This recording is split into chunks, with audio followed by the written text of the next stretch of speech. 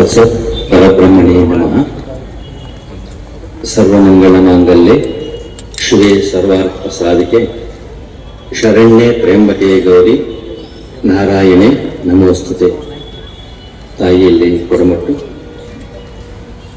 ಈ ದಿನ ನಮ್ಮ ಇಲ್ಲಿಕಲ್ ನಗರದ ಅತ್ಯಂತ ಕೇಂದ್ರ ಸ್ಥಾನದಲ್ಲಿರುವಂಥ ಜಮಾತೆ ಇಸ್ಲಾಮಿಕ್ ಹಿಂದೂ ಸ್ವಾಗತ ಸಮಿತಿಯ ಎಲ್ಲ ಪದಾಧಿಕಾರಿಗಳೇ ಹಾಗೂ ಗೌರವಾನ್ವಿತ ವೇದಿಕೆ ಮೇಲಿರ್ತಕ್ಕಂಥ ಪೂಜನೀಯಂಥ ಮೌಲಿಯವರೇ ಹಾಗೂ ವೇದಿಕೆಯಲ್ಲಿ ಮೇಲಿರ್ತಕ್ಕಂಥ ಎಲ್ಲ ಆತ್ಮೀಯ ಗೌರವಾನ್ವಿತ ಹಿರಿಯರೇ, ಈ ಸಂದರ್ಭದಲ್ಲಿ ವೇದಿಕೆ ಮುಂಭಾಗಲಿರ್ತಕ್ಕಂಥ ಎಲ್ಲ ತಾಯಂದಿರೇ, ಹಿರಿಯರೇ, ಗೌರವಾನ್ವಿತ ಸಹೋದರ ಸಮಾಜದವರೇ, ತಮ್ಮೆಲ್ಲರಿಗೂ ಸಹ ಅಂತರಾತ್ಮಕ್ಕೆ ಶರಣು ಅಂತ ಹೇಳಲಿಕ್ಕೆ ಇಚ್ಛೆ ಪಡ್ತೀನಿ. ನಿಜಕ್ಕೂ ಒಂದು ವಿಶೇಷವಾದಂಥ ಒಂದು ದಿನ ಅನ್ನುವಂಥ ಭಾವನೆಯನ್ನು ಈ ಸಂದರ್ಭದಲ್ಲಿ ಹೇಳಲಿಕ್ಕೆ ಇಚ್ಛೆ ಪಡ್ತೀನಿಲ್ಲ. ಇವತ್ತಿನ ವಿಷಯ ಅಂತ ಹೇಳಿದ್ರೆ ಕೆಡಕು ಮುಕ್ತ ಸಮಾಜ ಅನ್ನುವಂಥದ್ದನ್ನು ಇಟ್ಟಿದ್ದಾರೆ. ಅದರ ಮೇಲೆ ಪ್ರವಚನ ಮಾಡಲಿಕ್ಕೆ ಇದ್ದಾರೆ ಅಂತ ನಾನು ಅನಿಸ್ತಾ ಇದ್ದೀನಿ. ಮನುಷ್ಯನಿಗೆ ಬದುಕು ಬಹಳ ಮುಖ್ಯ ಅಂತ ಹೇಳ್ತೀವಿ. ಮನುಷ್ಯ ಹುಟ್ಟಬೇಕಾದ್ರೆ ನಾವು ಇಂಥ ಜಾತಿಯಲ್ಲೇ ಹುಟ್ಟಬೇಕು ಅಂಥೇಳಿ ಭಗವಂತನ ಹತ್ರ ಯಾರೂ ಅಪ್ಲಿಕೇಶನ್ ಹಾಕಿರೋದಿಲ್ಲ. ಹಾಕಿರ್ತೀವ? ಯಾರು ಹಾಕಲ್ಲ. ನಾನು ಇಂಥವ್ರ ಜಾತಿಯಲ್ಲೇ ಹುಟ್ಟಬೇಕು, ಭಗವಂತ ನನಗೆ ಇಂಥ ಜಾತಿಯಲ್ಲೇ ಹುಟ್ಟಿಸು ಅಂತ ಎಲ್ಲರಿಗೆ ನಾವು ಅರ್ಜಿ ಹಾಕ್ತೀವಿ. ಭಗವಂತ ಹತ್ರ ಅರ್ಜಿ ಹಾಕಿರೋದಿಲ್ಲ. ಅದಕ್ಕೆ ಶಾಸ್ತ್ರ ಹೇಳ್ತಾರೆ, ಪೂರ್ವ ಜನ್ಮ ಸುಕೃತೆ ಪುಣ್ಯೇನ ಲಭ್ಯತೆ ಅಂತ ಹೇಳ್ತಾರೆ. ಪೂರ್ವ ಜನ್ಮದ ಸುಕೃತ ಎಲ್ಲಿರುತ್ತೆ ನಿನಗೆ, ಅಂತಹ ಜನ್ಮದಲ್ಲಿ ನಿನ್ನ ಜಂತಿಯ ಅಂತೆ. ಅದೇ ರೀತಿಯಾಗಿರುವಂಥ ಇವತ್ತು ಹಿಂದೂ ಧರ್ಮದಲ್ಲಿ ವಿಶೇಷವಾದಂತಹದ್ದು ನಾವು ಹೇಳ್ತೀವಿ ಭಗವದ್ಗೀತೆ ಅಂತ ಹೇಳ್ತೀವಿ. ಅದೇ ನಮ್ಮ ಮುಸಲ್ಮಾನ್ ಸಮಾಜದಲ್ಲಿ ನಾವು ಹೇಳ್ತೀವಿ ಕುರಾನ್ ಅಂತ ಹೇಳ್ಬಿಟ್ಟು, ಕ್ರೈಸ್ತ ಮತದಲ್ಲಿ ಹೇಳ್ತೀವಿ ಬೈಬಲ್ ಅಂತ ಹೇಳಿ. ಎಲ್ಲರಿಗೂ ಸಹ ಧರ್ಮ ಗ್ರಂಥಗಳಿದ್ದಾವೆ, ಧರ್ಮ ಪ್ರವಚನಕಾರ ಇದ್ದಾರೆ. ಯಾಕೆ ಅಂತ ಹೇಳಿದ್ರೆ ಮನುಷ್ಯನಿಗೆ ಈಗಾಗಲೇ ಮಾತಾಡ್ದಂಗೆ ಭಗವಂತ ಎಲ್ಲವನ್ನೂ ಕೊಟ್ಟಿದ್ದಾನೆ. ಯಾವ್ದಾದ್ರು ಬಿಟ್ಟಿದ್ದಾನೆ ಅಂತ ಹೇಳಿದ್ರೆ ಯಾವುದೂ ಬಿಟ್ಟಿಲ್ಲ. ಅದಕ್ಕೆ 12ನೇ ಶತಮಾನದಲ್ಲಿ ನಮ್ಮ ದೇವರ ದಾಸಿಮಯ್ಯ ಹೇಳ್ತಾರೆ, ಎಳೆ ನಿಮ್ಮ ದಾನ ಬೆಳೆ ನಿಮ್ಮ ದಾನ, ಸುಳಿದು ಸೋಸುವ ಗಾಣಿ ನಿಮ್ಮ ದಾನ, ಈ ದಾನವನ್ನು ಒಂದು ಹೊಗಳುವ ಅನ್ಯ ಕುನ್ನಿಗಳನ್ನು ಏನೆಂಬೆ ಕಾಣ ರಾಮನಾಥ ಅಂತ ಹೇಳ್ತಾರೆ.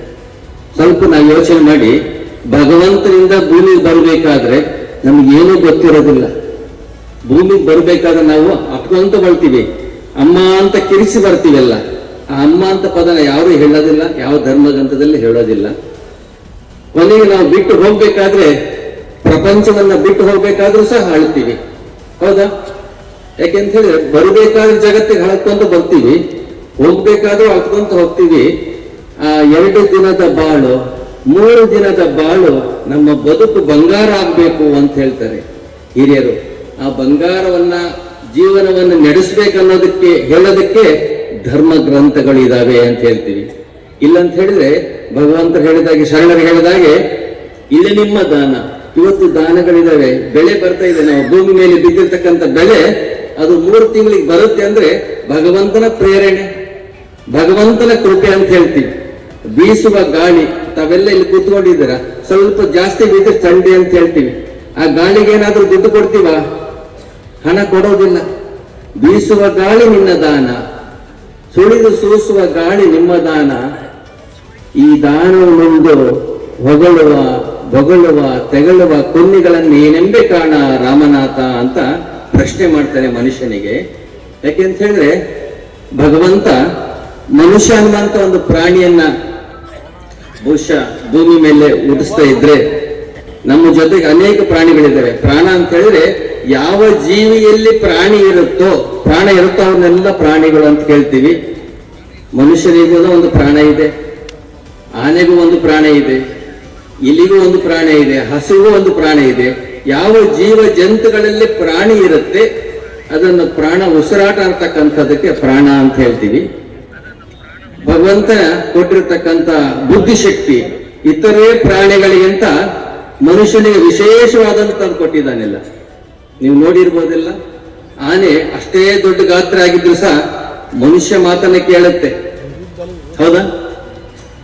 ನಮ್ಮಲ್ಲಿರ್ತಕ್ಕಂಥ ಹಸು ಇದೆ, ಹಸು ಭಾಷೆ ಗೊತ್ತಿಲ್ಲ, ಅದನ್ನ ಪ್ರೀತಿಯ ಸಾಕದಿಂದ ಆ ಯಜಮಾನನ ಮಾತನ್ನೇ ಕೇಳುತ್ತೆ. ಆದ್ರೆ ಹುಟ್ಟಿ ಬೆಳೆಸಿರ್ತಕ್ಕಂಥ ತಂದೆ ತಾಯಿನ ಮಕ್ಕಳು ಎಷ್ಟು ಪ್ರತಿಫಲ ಕೊಡ್ತಾರೆ? ಇದು ಮನುಷ್ಯನಿರ್ತಕ್ಕಂಥ ವ್ಯತ್ಯಾಸ ಅಂತ ಕಾಣ್ತೀವಿ. ಇತರ ಪ್ರಾಣಿಗಳಿಗೂ ಮನುಷ್ಯನಿಗಿರ್ತಕ್ಕಂಥ ವ್ಯತ್ಯಾಸ ಅಂತ ಹೇಳಿದ್ರೆ, ಭಗವಂತ ಒಂದು ವಿಶೇಷವಾದ ಶಕ್ತಿ ಮನುಷ್ಯನಿಗೆ ಕೊಟ್ಟಿದ್ದಾನೆ. ಅದು ಯಾವುದು ಅಂತ ಹೇಳಿದ್ರೆ ಚಿಂತನಾ ಶಕ್ತಿ ಅಂತ ಹೇಳಿಬಿಟ್ಟು, ಯೋಚನೆ ಮಾಡ್ತಕ್ಕಂಥ ಶಕ್ತಿ ಅಂತ ಹೇಳ್ತೀವಿ. ಅದಕ್ಕೆ ಶನೈ ಶನೈ ರೂಪಮೇ ಬುದ್ಧ ಅಂತ ಭಗವದ್ಗೀತೆಯಲ್ಲಿ ಹೇಳ್ತಾರೆ. ಭಗವಂತ ಹೇಳ್ತಾನೆ ಅರ್ಜುನನಿಗೆ, ನಾನು ನಿನಗೆ ಇಷ್ಟೆಲ್ಲ ಉಪದೇಶ ಮಾಡಿದ್ದೀನಿ ಭಗವಂತ, ನನಗೆ ಉಪದೇಶ ಮಾಡಿದ್ಯಾ, ಆದ್ರೆ ಯಾವುದೂ ನನಗೆ ಅರ್ಥ ಆಗ್ತಾ ಇಲ್ಲ ಅಂತ ಕೇಳಿದಾಗ, ನಿನಗೆ ಯೋಚನಾ ಶಕ್ತಿ ಕೊಟ್ಟಿದ್ದೀನಿ, ಮೆದುಳು ಅನ್ನುವಂಥ ಶಕ್ತಿ ಕೊಟ್ಟಿದ್ದೀನಿ, ಅದನ್ನ ಪುನಃ ಪುನಃ ಯೋಚನೆ ಮಾಡಿದಾಗ ಮಾತ್ರ ನಿನಗೆ ಅರ್ಥ ಆಗುತ್ತೆ ಅಂತ ಹೇಳ್ತಾರೆ. ಹಾಗೆ ಮನುಷ್ಯನ ಬದುಕು ಸಹ ಪುನಃ ಧರ್ಮದ ಕಡೆ ಕರ್ಕೊಂಡು ಹೋಗ್ಬೇಕಾದ್ರೆ ಧರ್ಮ ಗ್ರಂಥಗಳ ಅವಶ್ಯಕವಾಗಿ ಬೇಕಾಗಿದ್ದಾವೆ. ಯಾಕೆಂತ ಹೇಳಿದ್ರೆ ಧರ್ಮಂ ಚರ ಅಂತ ನಾವು ಹೇಳ್ತೀವಲ್ಲ, ಧರ್ಮದಂತೆ ನಡಿ ಅಂತ ಹೇಳಿದ್ರೆ ಆ ಧರ್ಮ ಅನ್ನೋದು ಯಾವುದು? ಯಾವುದಕ್ಕೆ ನಾವು ಧರ್ಮ ಅಂತ ಹೇಳ್ತೀವಿ? ಧಾರಯತಿ ಇತಿ ಧರ್ಮ ಅಂತ ಹೇಳ್ತೀವಿ. ಯಾವುದು ನಮ್ಮನ್ನ ಸನ್ಮಾರ್ಗಕ್ಕೆ ಕರ್ಕೊಂಡು ಹೋಗುತ್ತೆ ಅದನ್ನು ಧರ್ಮ ಅಂತ ಹೇಳ್ತೀವಿ. ಯಾವುದು ನಮ್ಮನ್ನ ಬೆಳಕಿನ ಹತ್ರ ಕರ್ಕೊಂಡು ಹೋಗುತ್ತೆ ಅದನ್ನು ಧರ್ಮ ಅಂತ ಹೇಳ್ತೀವಿ. ಅದು ಯಾವುದೇ ಆಗಿರ್ಬೋದು. ನಮ್ಮಲ್ಲಿರ್ತಕ್ಕಂಥ ಎಲ್ಲ ಸಹೋದರ ಸಮಾಜದವರು ನಾವೆಲ್ಲ ವೇದಿಕೆ ಮಾತಾಡ್ಬೇಕಾದ್ರೆ ಹೇಳಿದ್ರಲ್ಲ, ನಾವೆಲ್ಲ ಹಿಂದೂಸ್ತಾನದಲ್ಲಿರ್ತಕ್ಕಂಥ ಎಲ್ಲ ಭಾರತೀಯರಿಗೂ ಸಹ ವಿಶೇಷವಾದಂತ ಆಚಾರ ಧರ್ಮಗಳಿರೋದು ನಾವು ಕಾಣ್ತೀವಲ್ಲ.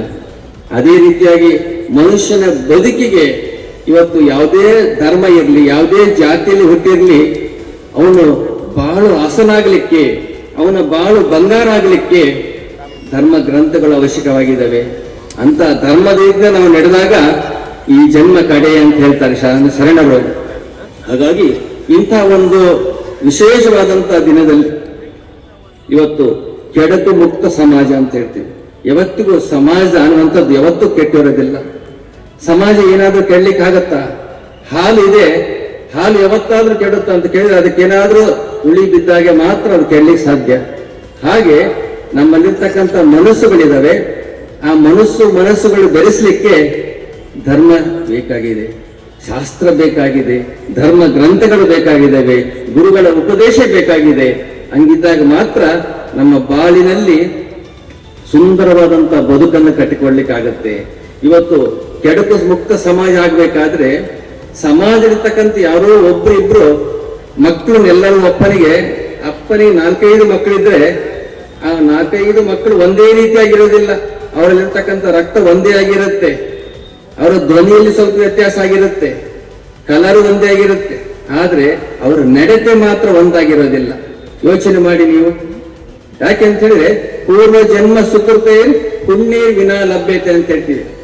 ನಾವು ರಕ್ತ ಹಂಚಿಕೊಂಡು ಹುಟ್ಟಿರ್ತಕ್ಕಂಥ ಮಕ್ಕಳಲ್ಲಿ ಸಹ ಏರುಪೇರು ಭಾವನೆಗಳನ್ನು ಕಾಣ್ತೀವಿ ಅಂತ ಹೇಳಿದ್ರೆ ಅವರ ಪೂರ್ವ ಜನ್ಮ ಅಂತ ಹೇಳ್ತೀವಿ. ಹಾಗಾಗಿ ಈ ಪೂರ್ವ ಜನ್ಮ ಇದೆ ಅಂತ ಹೇಳ್ಬೇಕಾದ್ರೆ ಆ ಜನ್ಮ ಹೊರಗಳಿಸಿ ನಮಗೆ ಬರಬೇಕಾದ್ರೆ ಧರ್ಮದ ಹಾದಿಯಲ್ಲಿ ನಡೆ, ಧರ್ಮದ ರೀತಿಯಲ್ಲಿ ನಡೆದಾಗ ಈ ಜನ್ಮ ಕಡೆ ಅಂತ ಹೇಳ್ತಾರೆ. ಅದಕ್ಕಾಗಿ ಇವತ್ತು ಧರ್ಮಶಾಸ್ತ್ರಗಳು, ಇವತ್ತು ಕುರಾನ್ ಆಗಿರ್ಬೋದು, ಸಮಾಜದಲ್ಲಿರ್ತಕ್ಕಂಥ ಭಗವದ್ಗೀತೆ ಆಗಿರ್ಬೋದು, ಬೈಬಲ್ ಆಗಿರ್ಬೋದು, ಇವೆಲ್ಲ ಮನುಷ್ಯನನ್ನ ಮನಸ್ಸನ್ನ ಹತೋಟಿಗೆ ತೆಗೆದುಕೊಂಡು ಬರ್ಲಿಕ್ಕಂತಕ್ಕಂಥ ಧರ್ಮ ಗ್ರಂಥಗಳು ಅಂತ ಹೇಳ್ತೀವಲ್ಲ. ಈ ಮುಕ್ತವಾದಂತಹ ಸಮಾಜದೊಳಗೆ ಮನುಷ್ಯನಲ್ಲಿ ಕೆಡಬಾರದು, ಎಲ್ಲರೂ ಸಾತ್ವಿಕವಾಗಿ ಬೆಳಿಬೇಕು. ಯಾಕೆಂದ್ರೆ ಹುಟ್ಟಬೇಕಾದ್ರೆ ಒಂದೇ ಸಲ ಹುಟ್ಟುತ್ತೀವಿ ನಾವು, ಹೋಗ್ಬೇಕಾದ್ರೆ ಒಂದೇ ಸಲ ಹೋಗ್ತೀವಿ ನಾವು. ಹೋಗಂತ ಜಾಗ ಗೊತ್ತಿದೆ, ಬರುವಂತ ಜಾಗ ಗೊತ್ತಿಲ್ಲ. ಅದಕ್ಕೆ ಹೇಳ್ತಾರೆ ಹುಟ್ಟಿದ ದಿನಾಂಕ ಹೇಳ್ಬೋದು ನಾವು, ಆದ್ರೆ ಸಾಯುವ ದಿನಾಂಕ ಹೇಳಲಿಕ್ಕಾಗಲ್ಲ. ನಮಗೆ ಹುಟ್ಟು ಆಕಸ್ಮಿಕ, ಸಾವು ನಿಶ್ಚಿತ ಅಂತ ಹೇಳ್ತೀವಿ. ಆ ಹುಟ್ಟು ಸಾವು ಮಧ್ಯದಲ್ಲಿರ್ತಕ್ಕಂಥ ನಮ್ಮ ಬದುಕು ಶಾಶ್ವತವಾಗಿರ್ತಕ್ಕಂಥ ಅಜಾರಾಮವಾಗಿ ಇರಬೇಕು. ಇವತ್ತು ನಾವು ಅನೇಕ ಶರಣರನ್ನ ನಾವು ನೆನೆಸ್ಕೊಳ್ತೀವಿ ಅಂತ ಹೇಳಿದ್ರೆ ಅವರು ಮಾಡಿರ್ತಕ್ಕಂಥ ಕಾಯಕ, ಆ ಕಾಯಕದಲ್ಲಿರ್ತಕ್ಕಂಥ ಶ್ರೇಷ್ಠತೆ, ಅವರು ಮಾಡಿರ್ತಕ್ಕಂಥ ಸಮಾಜದ ಕೊಡುಗೆ ಅಪಾರವಾದಂಥದ್ದು. ಅವರನ್ನು ನೆನೆಸ್ಕೊಳ್ತೀವಿ ಅಂತ ಹೇಳಿದ್ರೆ ಸಮಾಜಕ್ಕೆ ಏನಾದ್ರೂ ಒಂದು ಒಳ್ಳೆತನ ಬಿಟ್ಟು ಹೋಗಿದ್ದಾರೆ. ಇವತ್ತು ನಮ್ಮ ಮನೆ ಮುಂದೆ ಒಂದು ತೆಂಗಿನ ಮರ ಹಾಕಿರ್ತೀವಿ. ಆ ತೆಂಗಿನ ಮರ ಅದಕ್ಕೆ ಸರಿಯಾದ ನೀರು ಹಾಕ್ತೇ ಇರ್ಬೋದು, ನಾವು ಗೊಬ್ಬರ ಹಾಕ್ತೇ ಇರ್ಬೋದು, ಮುಸುರಿ ನೀರು ಹಾಕಿದ್ರು ಸಹ ಆ ತೆಂಗಿನ ಮರ ಮೇಲ್ ಬರ್ತಾ ಬರ್ತಾ ಫಲ ಕೊಡುತ್ತೆ. ಆ ಕೊಡಬೇಕಾದ್ರೆ, ಮರ ಮೇಲ್ ಹೋಗ್ಬೇಕಾದ್ರೆ ಕೆಳಗಿರ್ತಕ್ಕಂಥ ಗರಿ ಒಂದೊಂದೇ ಉದುರು ಕೆಳಗೆ ಬೀಳುತ್ತೆ. ತಾವು ನೋಡಿರ್ತೀರ. ಆ ಗರಿ ಉದುರು ಬೀಳ್ಬೇಕಾದ್ರೆ ಒಂದು ಸಮಯದಲ್ಲಿ ನಾನು ಈ ಮರದಲ್ಲಿ, ಈ ಜಾಗದಲ್ಲಿ ಇದ್ದೆ ಅಂತ ಗುರುತು ಮಾಡಿ ಬೀಳುತ್ತೆ. ತಾವು ನೋಡಿರ್ಬೋದಲ್ಲ. ಹಾಗೆ ಸಮಾಜದಲ್ಲಿ ನಾವು ಹುಟ್ಟಿ ಬಂದಿದ್ದೀವಿ, ಸಾಯೋದು ನಿಶ್ಚಿತ. ಹುಟ್ಟು ಸಾವನ್ನಲ್ಲಿರ್ತಕ್ಕಂಥ ಸಮಾಜಕ್ಕೆ ನನ್ನದೇ ಆಗಿರ್ತಕ್ಕಂಥ ಒಂದು ಕೊಡುಗೆ, ಉತ್ತಮವಾದಂಥ ಕೊಡುಗೆಯನ್ನು ಕೊಟ್ಟಾಗ ಮಾತ್ರ ನಮ್ಮ ಜನ್ಮ ಸಾರ್ಥಕವಾಗುತ್ತೆ, ನಮ್ಮ ಜನ್ಮ ಪಾವನ ಆಗುತ್ತೆ ಅಂತ ಹೇಳೋದೇ ಧರ್ಮ ಗ್ರಂಥಗಳು ಅಂತ ಹೇಳ್ತೀವಿ. ಇಂತಹ ಧರ್ಮ ಗ್ರಂಥಗಳು ಇವತ್ತು ಬಹಳ ವಿರಳ. ಯಾಕೆಂತೇಳಿ ಇವತ್ತು ಸಾಕಷ್ಟು ಜನ ನಾವು ನಿಂತು ತಾಯಂದ್ರು ಬಹಳ ಜನ ಇದ್ದಾರೆ ನಮ್ಮಲ್ಲಿ. ವಿಶೇಷವಾದಂತ ಸಾಯಂಕಾಲ ಪ್ರವಚನ ಇಟ್ಟರೆ ಬರೋದು ಬಹಳ ಕಮ್ಮಿ. ಎಲ್ಲ ಅವ್ರವ್ರ ಮನೆಯೊಳಗೆ ಧಾರಾವಾಹಿ ನೋಡ್ಕೊಂಡೇ ಕುತ್ಕೊಂಡಿರ್ತಾರಲ್ಲ. ಮನೆ ಹಾಳು ಮಾಡ್ತಕ್ಕಂಥ ಧಾರಾವಾಹಿಗಳಿದಾವೆಲ್ಲ. ಅದ್ರ ಜೊತೆಗೆ ನಮ್ಮ ಮಕ್ಕಳಲ್ಲಿರ್ತಕ್ಕಂಥ ಅದನ್ನ ನೋಡಿ ನೋಡಿ ಹುಟ್ಟತಕ್ಕಂಥ ಮಕ್ಕಳು ಸಹ ಸಂಸ್ಕಾರಹೀನರಾಗಿರ್ತಕ್ಕಂಥದ್ದು ನಾವು ಕಾಣ್ತೀವಿ. ಹಾಗಾಗಿ ತಾಯಂದ್ರು ಹಿಂದಿನ ಕಾಲದಲ್ಲಿ ಶಿವಾಜಿ ಮಹಾರಾಜ ನಾವು ನೆನೆಸ್ಬೇಕಲ್ಲ. ಯಾಕಂದ್ರೆ ಶಿವಾಜಿ ಮಹಾರಾಜ ಅಂತ ಆಗ್ಬೇಕಾದ್ರೆ ಆ ತಾಯಿಲಿರ್ತಕ್ಕಂಥ ಶ್ರಮ, ಆ ತಾಯಿಲಿ ಹುಟ್ಟಿರ್ತಕ್ಕಂಥ ಗುಣದ ಪ್ರವಚನೆಗಳು, ಪುರಾಣ ಪ್ರವಚನಗಳನ್ನ ಕೇಳಿದಾಗ ಮಾತ್ರ ಅಂತ ಮಕ್ಕಳು ಹುಟ್ಟುತ್ತಾರೆ ಅನ್ನೋಂಥದ್ದು ನಾವು ಕಾಣ್ತೀವಿ. ಅದೇ ರೀತಿಯಾಗಿ ಭೂಮಿಯಲ್ಲಿ ಬಿತ್ತಕ್ಕಂಥ ಬೀಜಗಳು ಸುಭದ್ರವಾಗಿದ್ದಾಗ ಮರ ಸುಭದ್ರವಾಗಿ ಬೆಳೆಯುತ್ತೆ. ಹಾಗೆ ನಮ್ಮ ಸಂತತಿಗಳು ನಾವು ಬೆಳಿಬೇಕಾದ್ರೆ ನಾವು ಸಂಸ್ಕಾರವಂತರಾಗಬೇಕು.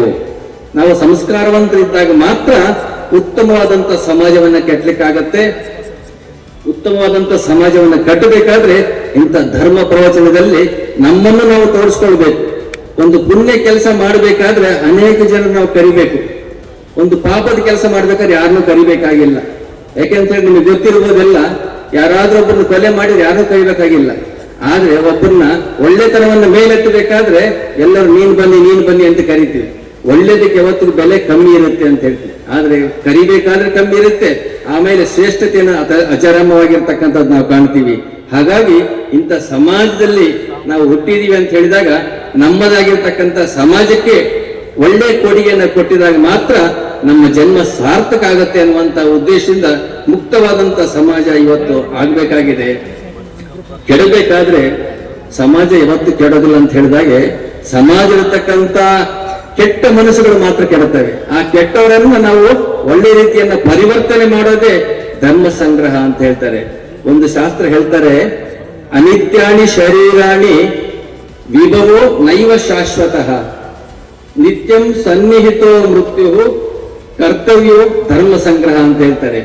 ಅಂದ್ರೆ ಅನಿತ್ಯವಾಗಿರ್ತಕ್ಕಂಥ ಶರೀರದಲ್ಲಿ ನಿತ್ಯನಾಗಿರ್ತಕ್ಕಂಥ ಭಗವಂತನ ಇದಾನೆ ಅಂತ ನಾವೆಲ್ಲ ಒಪ್ಕೊಳ್ತೀವಿ. ಯಾಕೆ ಅಂತ ಹೇಳಿದ್ರೆ ನಮ್ಮ ಎದೆ ಭಾಗದಲ್ಲಿ ನಿಂತ್ಕೊಂಡು ಯಾವಾಗ ಟಕ ಟಕ ಅಂತ ಹೊಡ್ಕೊಳ್ತಾ ಇರುತ್ತೆ ಆತ್ಮ. ಅದು ಜಾಸ್ತಿ ಹೊಡ್ಕೊಂಡ್ರೆ ಹಾರ್ಟ್ ಅಟ್ಯಾಕ್ ಅಂತ ಹೇಳ್ತೀವಿ, ಕಮ್ಮಿ ಹೊಡ್ಕೊಂಡ್ರೆ ಹಾರ್ಟ್ ವೀಕ್ ಅಂತ ಹೇಳ್ತೀವಿ. ಹಾರ್ಟ್ ಅಟ್ಯಾಕ್ ಆದ್ರೂ ಸಾವು ಬರುತ್ತೆ, ಹಾರ್ಟ್ ವೀಕ್ ಆದ್ರೂ ಸಾವು ಬರುತ್ತೆ. ಅದು ಶಾಶ್ವತವಲ್ಲ. ಆ ಸಾವು ಯಾವತ್ತಿಗೆ ಬರುತ್ತೆ ಅಂತ ಹೇಳಿಕ್ಕಾಗಲ್ಲ. ಆ ಸಾವು ಬರೋಕ್ಕಿಂತ ಮುಂಚೆ ಧರ್ಮವನ್ನು ಸಂಗ್ರಹ ಮಾಡು, ಪುಣ್ಯವನ್ನು ಸಂಪಾದನೆ ಮಾಡು. ಧರ್ಮವನ್ನು ಸಂಪಾದನೆ ಮಾಡಿದಾಗ ಮಾತ್ರ ನಿನ್ನ ಜನ್ಮ ಕಡೆ ಆಗತ್ತೆ, ನೀವು ಉದ್ಧಾರ ಆಗ್ತೀಯ, ನಿಮ್ಮ ಬಾಳು ಹಸನಾಗತ್ತೆ, ನಿಮ್ಮ ಬಾಳು ಬಂಗಾರ ಆಗತ್ತೆ ಅಂತ ಹೇಳಿಕೊಡೋದೇ ಧರ್ಮ ಗ್ರಂಥಗಳು. ಇಂತಹ ಧರ್ಮ ಗ್ರಂಥದಲ್ಲಿ ಇವತ್ತು ನನ್ನ ಒಂದು ಪಾತ್ರಕ್ಕೆ ಮೊಟ್ಟ ಮೊದಲಿಗೆ ಇಲ್ಕಲ್ ನಗರದವರು ಈ ಹಜರತ್ ಜಿಲ್ಲಾ ಮಾತೆ ಇಸ್ಲಾಮಿಕ್ ಸಂಘದವರು ನಮ್ಮನ್ನು ಕರೆಸಿದ್ದು ನಿಜಕ್ಕೂ ಒಂದು ಆಭಾರಿಯಾಗಿದ್ದೇನೆ. ತಮ್ಮೆಲ್ಲರಿಗೂ ವಂದಿಸ್ತಾ ನನ್ನ ಎರಡು ಮಾತನ್ನ ಮುಕ್ತಾಯ ಮಾಡ್ತೀನಿ. ಜೈ ಹಿಂದ್.